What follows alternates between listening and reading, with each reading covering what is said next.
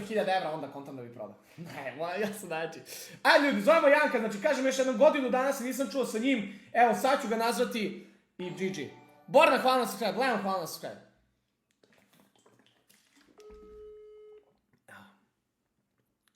Meni duš, mene ne mogu sreti. Ja zaboravim kako ide njegov glas. Koliko je 1% baterije, 3% baterije? Zovemo Janka da vidimo šta kaže. Alo, Burazeru! Gde si jebote led?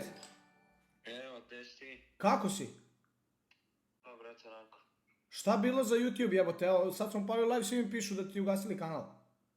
Ma, brate, ništa me ne pitaj. Ugasio sam notifikacije YouTube-a da mi ne dolazi one notifikacije jer komentari, ovo, ono, ja to ugasio davno. I neki lik izvadio broj, ubacio broj na kanal i ja sam to mutovo. I sad mi stizalo ono, razumeš, da mi skida jedan broj, da mi skida jedan mail, a meni je to mutirano bilo. I tu sam se najviše sjebao. Vidi, brate, znači ja vam svim srcem nadam se Buraz da će vratiti kanal jer je hakovan je, kontaš nije ugašen ko baki jebi ga. Tako da, vidi, ako ne do Bog ne uspeš da vratiš, otvaraj novi, puno podrška od mene, to znaš, jeste da se ne družimo više, znači ono, sve znaš, brate, još kad popijem, reću još nešto, ali brate, jebi ga, znaš, bili smo najbolji ortaci, znaš, glupo je sad. Ali vidi, nemoj, ne znam, ono, nemoj se smorit puno, ne znaš, ne do Bog, ne bi volio nikad taj osjećaj da osjetim, ali ono, znaš kad smo dobili po 2 strajka pre, pa ono.